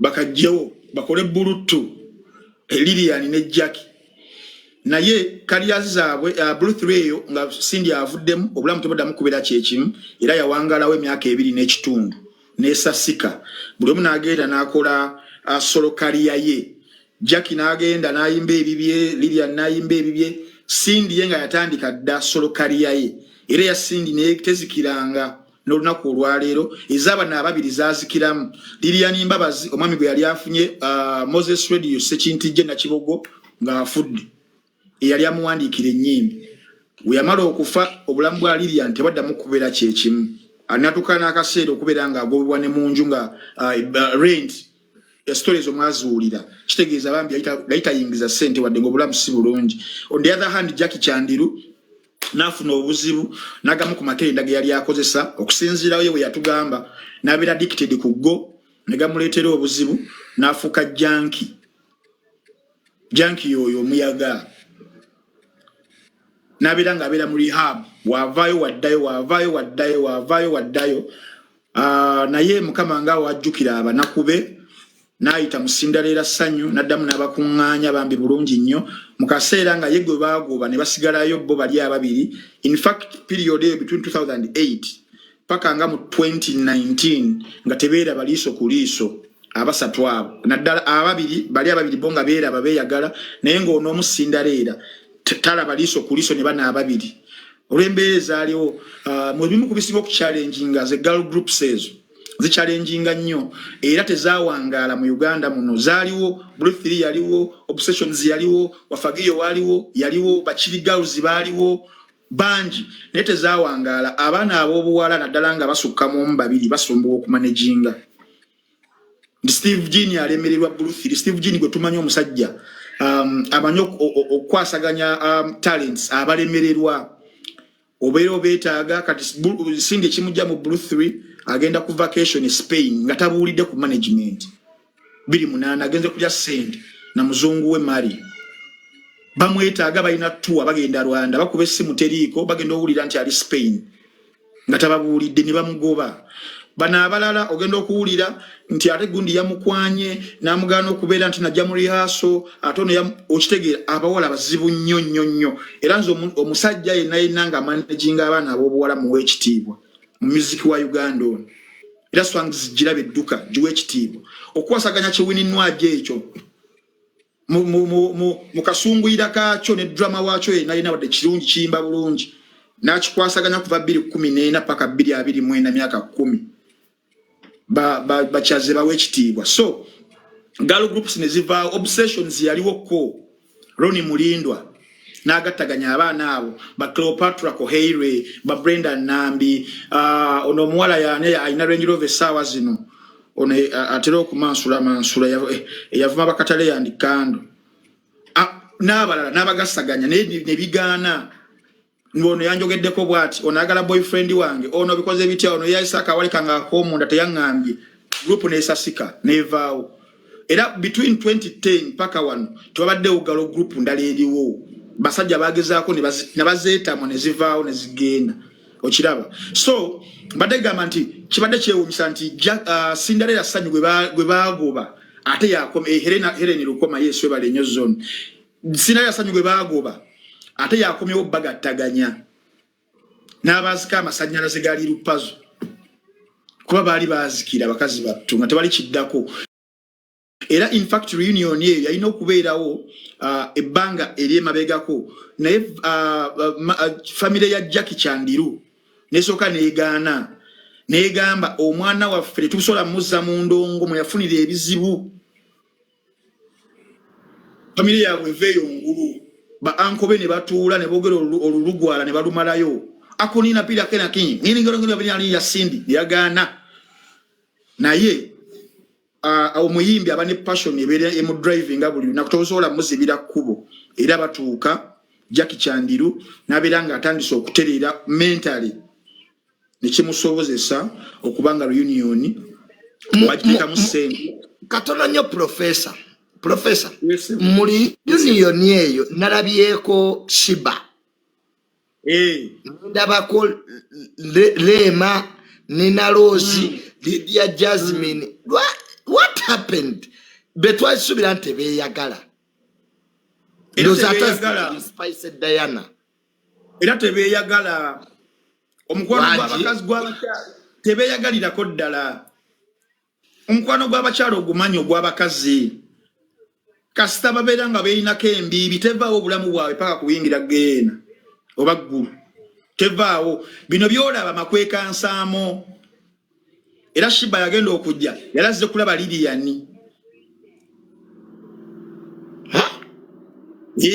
Shiba yalazze kulaba Lilian ne tumubuuza lwaki tewamulinda nga akoze sheeyi ye Lilian lwaki ojja kuya Buluthi leero noonya ntalo Shiba najja bw'atyo Sindi namulengera eri Sindi naye n'agamba wadoze kulaba Lilian kankusosonkereze nasooka namukuba ka friendly tap hi Shiba hi Sindi naye nga tebeeyagala abantu ne bakuba endulu naye nga wa era okumanya abakazi tebeeyagala Sindi mu nnyimba zonna ze yasobola okulekayo teyalekayo lwagundi lwa copycato nakuba copycato ng'alusindikira Shiba kuba yalukubira bashiba bavinga ba Spice Diana banwaji abachala abali bali mu record labels yenga agamba ye malirira mwe muri ba copycat muri ba dummy era nalukuba era kamera zone sunulira shiba ne shiba mugeza amanyi kamera olimbo lokastabwajja nafuna PA we namuzzawa namunyumize embozi paka luimba kugwayo nga yefulata biwulira biri. On the other hand Rema naye yali onenga akeneka teri agaliza ya munne kuzaala ndosi kati Rema yali akeneka bani bonna babulufira gama bano bayimba chi era alinga mu mbozi ne mama wali manna makulanga bali mu kugeya gundi ono mukunja atasera wamma bali mu kugeya Rema nalima kituufu nekino kinnamulondo nga kyekireeta olugambo kigendako mu kutebo ya Jasmine kijjayo ebigambo nekibireetera Rema nekivaawo nekibizaayo kinnattabula ekigamba lwali lugambo nakwegeya era nawulira Rema nga ageya Jasmine biwiivu birabe nno biwiivu ebikadde naye amujerega n'olubuto olubuto nga lugeze simanya ali tu nga bamugeya oyo Rema ne mama Alima n'oyo omuwala Rachel K nga bageya Jasmine bamugeya wiivu nti yali ya Nicki Minaj 29 nkadde yagira mivumba nabawulira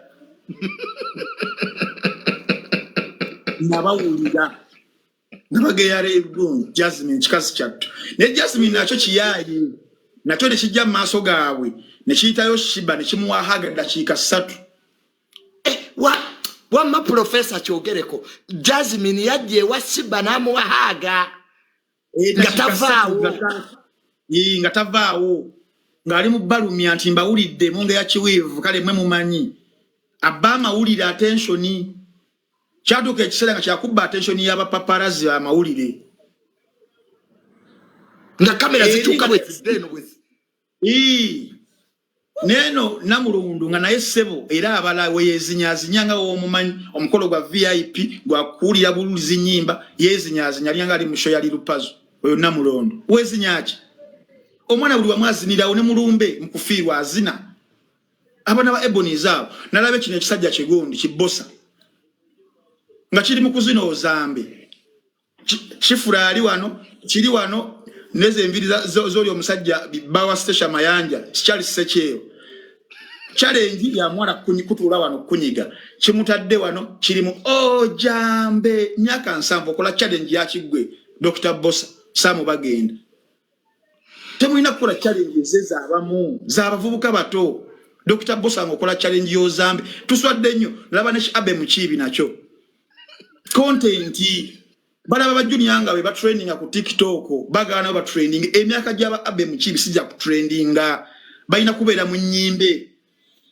kumanyanya kusika myaka sambu oli ozambe Dr. Bossa okola ozambe challenge yaki abe mukibi okola yaki ne kaliso liso kati emyaka jo joyinti kisasula kola kaliso liso oyina kubeera eyo kulima mwanyi nga bakasibandi olaba bakasibandi ku myaka 5 ali mu kulima mwanyi na kulunda mbizi ne Dr. Bossa myaka 80 olinga Shoni Konari ozambe okola challenge yaki kweswaza ozambe neze enviri style ezo junior akafana nyawo kanonyo kalabeko ozoloza nkulimba aka Dr. Bossa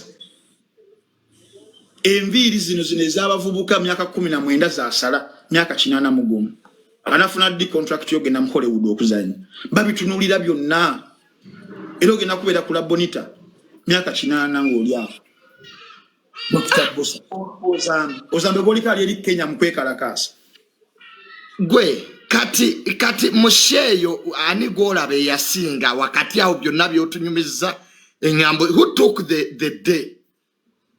I think the day was taken by Jackie Chan Kulwange kubanga sebo omuntu okujjanga avudde mu rehab toseka omuntu okujjanga singa akola mwenso wait shefa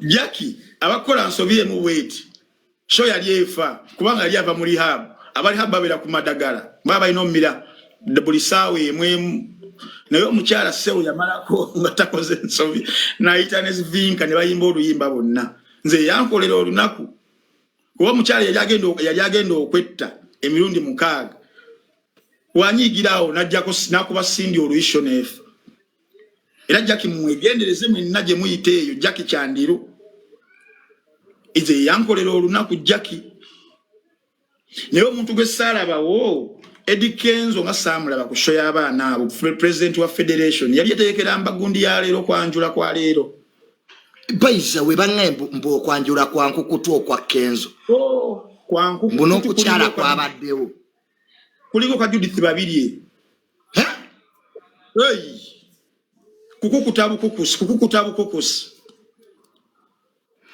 kati okwanjula kati fe batuyise mu bino ebirala bino batuyise mu bino ebyolukale nengo okwanjula kwa Kenzo ne Nyamutolo mbu kwabadde kwa weekend neba kukutaki kuliyo leero saawa zino zetwogererako bali saawa zino bali mu luwombo kati si saawa 8:9 bakukuse paka kumujasa asembayo teri kumanya teri kifaananyi kufuluma teri video kufuluma paka nga beyagalidde mbwitizi kukyala bagenze kukyala naye kukyala nga kukyala okwo oba ne ebintu byaba celebrities birina okubeera mu that weekend ewedde wabadde gundi abadde ali mikolo gye mu Davido naye nga buli omu agimanyi mukitegeera naye byabano byakukuta oba batya Hamuza oba simanyi gwe bati oba Namutolo atabali abamasasi bali abasajja bali Security Company simanyi okuba atya Hamuza enzo gwa mikolo awo Hamuza omu mwasalira enviiri nateekamu n'eddagala lya kiwi asobola okukola obuvuyo abo nabo bali awo kukuta bukukusi naye tujja batubifuna essaawa yonna nga we bigenze tulabe wadde ekifaananyi tekinnafulumako wadde batya Hamuza oyo kubanga Hamuza twebuuza eddwaliro lyakolera mu ddwaliro kyo tabananga ku duty tabanga mbega nero emoyo simwangu ayinza tonyesa enkuba mukolo gw'abanne kati olina okugukweka bangambye gundi mukwano go Alien ali Canada yagenze performing musajja wattu era tukunga abantu be Canada bane mugende muwagira Alien skin jali eyo biliyo leero ncha simanyi oba aliyo leero oba ncha nenga Alien ali Canada bane mugende mumuwagire bangambye agenda bakuba show 3 shomeka 3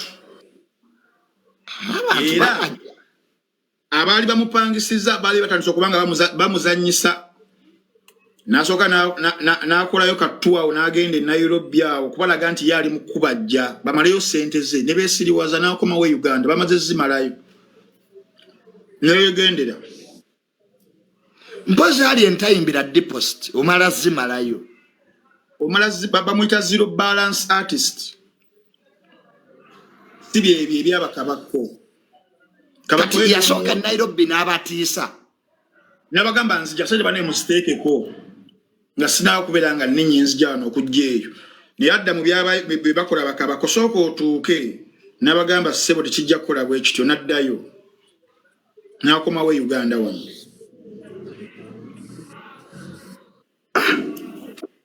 kati tosobola kukwata ayina n'oziteresa ennyama. We must reform parliament. You can't have an hyena and you make the hyena keep meat. It will eat it. How do you give MPs to make the budget of the country, do appropriation, do legislation? They have a lot of power. And in the constitution, this is not the parliament. We thought we could have at this time. Abakola constitution eno si parliament je bali balowooza. erimu ababbi bwe bati thieves nemutuuka okukolera deals mu budget y'eggwanga. You make a deal in a budget of a country. In fact, ebiri e Kenya ne wano weebiri. Just because nti kale Uganda ndala ku Kenya. Era nabalabye tugenda kola ebiri e Kenya temukigezaako. Do not bother. Let me tell you as a friend, nga abaagala nga mukyali balamu ebiri e Kenya mubireke Kenya. Omuna Uganda ina options ebiri. Mwaba naga mwina excitement. Mukopa.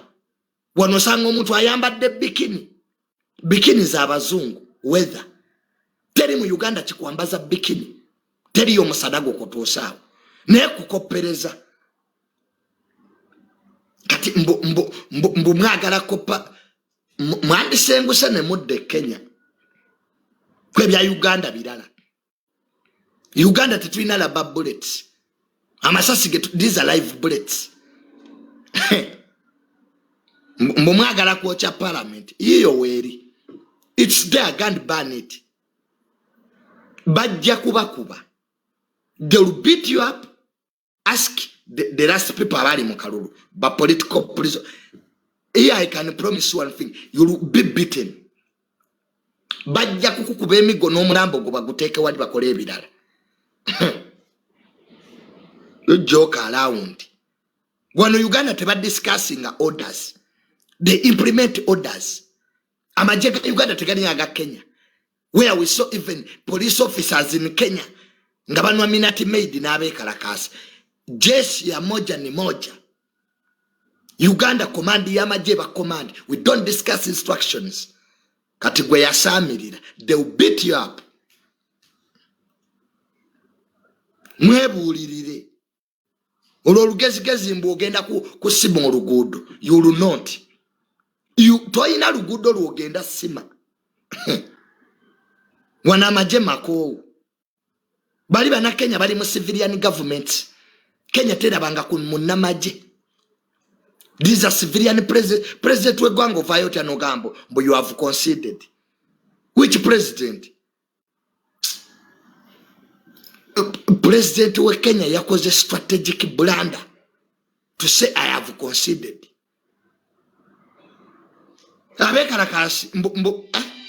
It's bad. President tasa coming to pressure. Katiba atandikidde ku misoro katiba agala agende.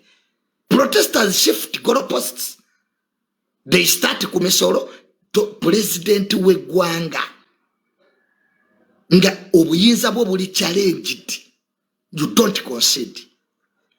Kati you wait mu president Museveni mbu there is a day wana bagambo mbu abanayugamba uliriza.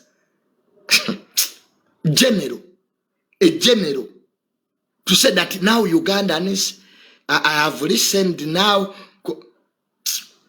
Kati oyizo lumba state house ya Uganda gwe nova ongoli mulamu.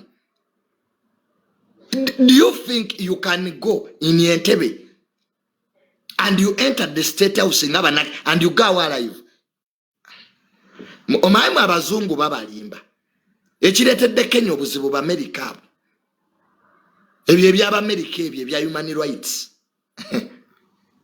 Kati ye bambi Ruto yagenda mu America bamuwadde diru kati amajete gainda kuba bantu.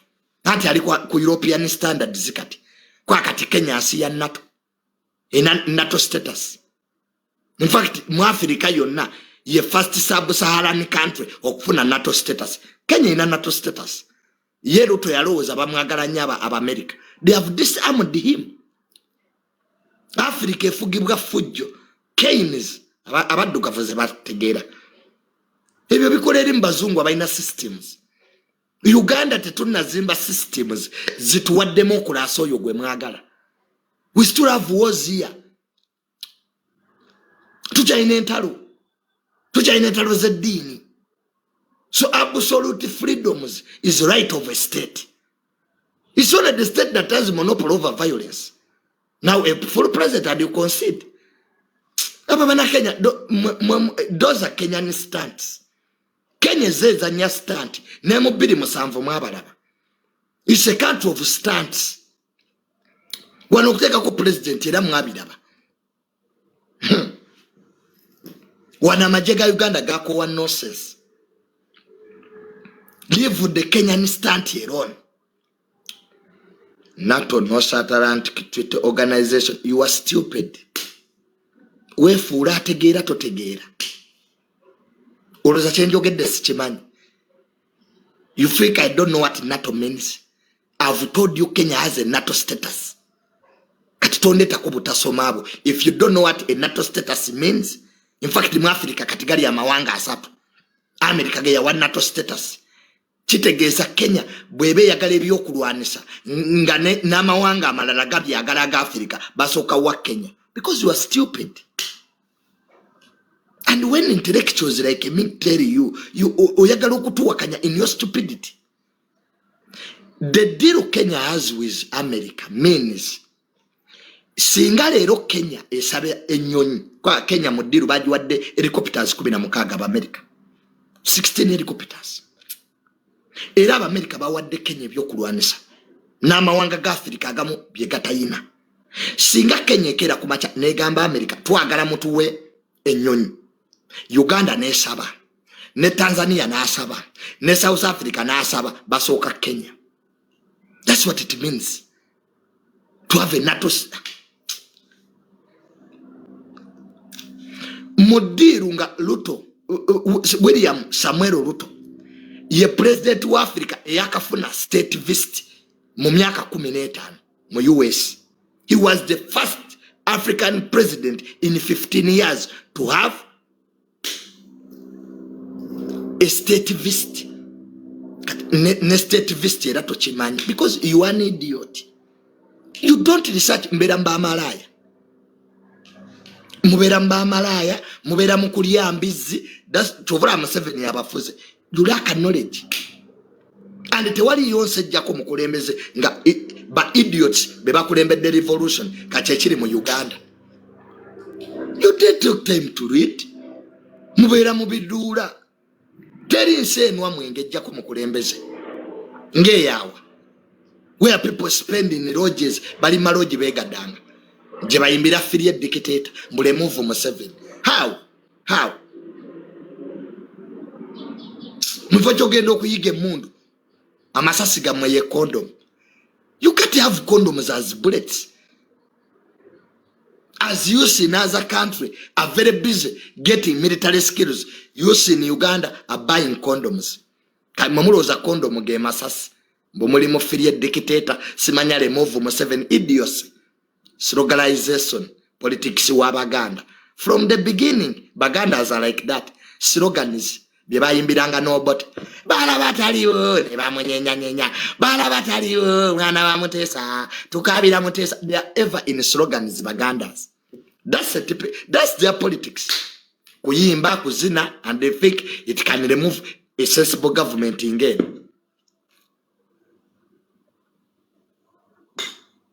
Omunyankole Museveni yagenda musiko nga Baganda bali mu kuyimba slogans bavoma but kawenkene.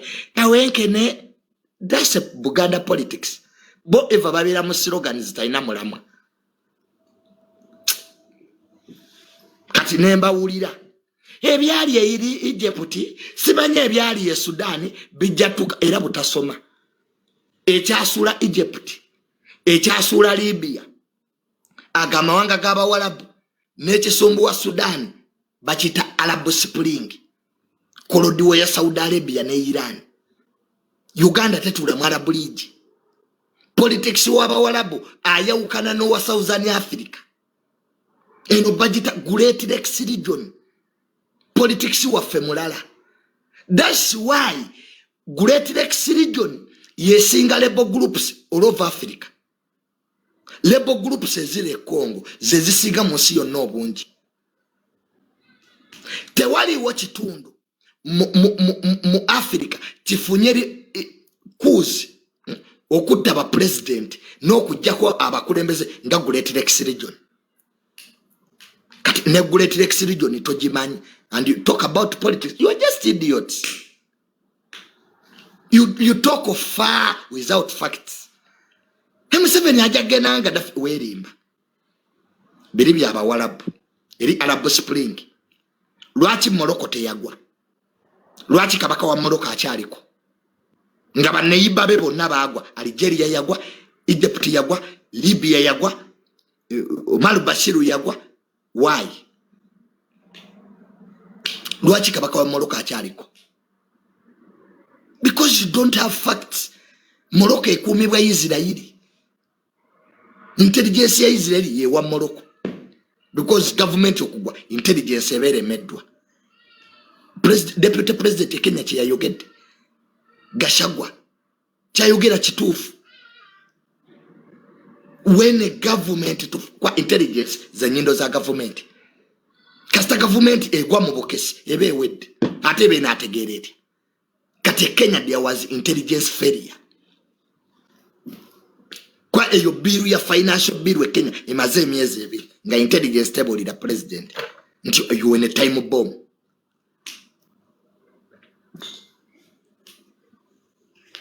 kakati because you people you didn't study Uganda yakuba sama abasiru be bayina following people never went to school by intellectual ngafwe tubabulira eyo yalidde idiocy bacha kufuga emyaka emiralana. So what I'm telling you that the Arab politics katwala wa West Africa politics wa West Africa ayawukana no waba walabu. Today West Africa has cause Niger, Burkina Faso, Guinea, because you must go back and study the history. Lwache no West Africa enakubwezit France. We know kudda yosome France because that area was colonized by France. Okujjako ensibiri Nigeria and Ghana. Era gali amanga tugaita Francophonics and Anglophonics. Abasoma. Kati me the knowledge I have ngondeta bano ba full figure. Can I discuss with full figure these things abimanyi? Era tumunenyeza bwerere. Bino senkubuga byenjogera amanje baita Anglophonics countries. Lwachi kuteri Ghana? Lwachi Nigeria teriyo? Because Nigeria and Ghana were colonized by Great Britain. That's why in West Africa bugenda development in Nigeria na Ghana. Gali amalala mavu. Because Bufaransa tekulakulanya as a superpower. Ye nyonyo ntabu nyonyosi. Up to now, amawanga ga West Africa gabadde gakyasasula banka ya Bufaransa sente. West African countries were still paying money to France. Niger yense singa uranium munsi yonna. Nenga uranium wa Niger abadde agenda France kola nyokeria. Nenga te Niger java tebalina sente. Niger sinjavu. So you must understand these things. The dynamics and the ingredients of politics. Muleme kugeranga musiru. These are the nitty-gritties. Gubyola bange ebitagasa. Kati olwalero lwaki entalo ziremedde mu Middle East. The British made a mistake. Lero Israeli byerimu n'aba Palestine bangereza be babireeta. It is the British. Eneso bi abangereza because abangereza be bali bafugao. The empire y'abangereza. Omungereza nalimba aba Palestine. Kubanga Ottoman Empire abagisomako yali eyagala kutwala Suez Canal. Bungereza nerimba aba Palestine nti bwe munegatako ne tulwanisa Ottoman Empire njabba wetaka. Ate n'aba Israeli ne balimba. You must go. Yibagita batya eyo declaration. Bungereza we yabalimbira. Mpe bitabo byange. Get me my books. It is the British that caused the problems in the Middle East. Ebichali wompaka nakati. Banono musajja yasoma. This man is knowledgeable. Bajita Bolufa declaration. You man singamba denku banyi nandi kuwa decent. This banango no musajja yasoma. Bajita Bolufa declaration. Ono musajja simukalodi. Bano no musajja yasoma. Ajimpadde wano. Gwe musajja gwe, you are knowledgeable. I wish I knew you, I could give you money. The man is banai. Tuvaze programu zange z'abamanyi. You know when an intellectual is speaking to intellectuals, mba mpulira bulungi. Kati abasiru baga nti eyo film. These are not movies. Byaliyo. Newe oba tubimanyi. Tojja na kujjako Museveni. If you don't know these things, you cannot remove Museveni because you are ignorant. Kati bulijjo kati badde baloza mbanyomeza film. Oyo Juni yalimba mukwano. My fellow intellectuals are here by the impact. Bolofa declaration. In fact, there is a time. Golozalwachi eriba jita West Bank aba Palestine webali. Inakuwa Judea and Samaria. Dilinya liya yetofu. Si West Bank. Aba Palestine webali Judea and Samaria. Bosoma Bible. Neddo ebali bagita efuuketi abagite West Bank era temumanyi kati nosanga omusiru olutalo lwa Israel ne Palestine. You know what you're talking about. If you don't know the origin of a problem, you can't get a solution. Efuuka West Bank because aba Palestine Jordan bali mu Jordan mu 6 days wo Israel bwe mala okudikirana independence amawanga g'abawalabu 5 gajirumba. 5 Arab countries attacked Israel immediately after Israel getting its independence. Never kuba Israel defeated 5 Arab countries. Kati wanongo olutalo terunabaawo abawalabu bagamba aba Palestine baveeyo mu Israel kwa Israel bali bagenda jiruma bagende mu mawanga ago. Aba Palestine abamu ne bagende Lebanon, abamu ne bagende Egypt, abala ne bagende Jordan ye West Bank erinnya we riva. We bagenda Israel ngemaze okuba abawalabu osegera jukira kati bana aba Palestine bali bavudde Israel nga bagenze mugali amawanga olutalo lugwe nga baloza ati abalabu bagenda kuba Israel ne bakuba. Israel ne wamba Sinai, Israel ne wamba awo ebitundu bingi. Kati aba Palestine abali mu West Bank ate ne befuulira Jordan ne bagala n'okujja ku kabaka we Jordan kyetuta Black September. The Palestinians wanted to remove the king of Jordan nga olutalo luli luwedde nga balaba Jordan teyina kyekozeewo. Aba Palestine ne bakola Yoko Arafat we yali president wabwe gwe balonda aba Palestine ne bakola ekibiina ky'abayeekera nga Yoko Arafat yakikulembera. But you don't know his story. Now, if you don't know his story, you can't predict the future.